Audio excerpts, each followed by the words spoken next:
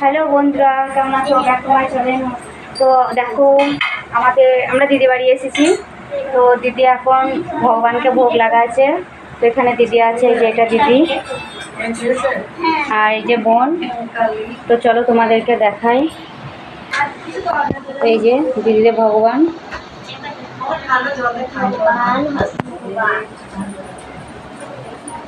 এই যে এখানে ভোগ লাগিয়েছে, ভগবানকে ভোগ দিয়েছে, অন্ন ভোগ।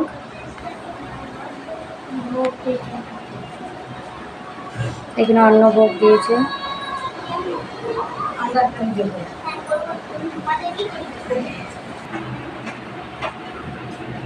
তো এটা আমার দিদিদের বাড়ি। এই যে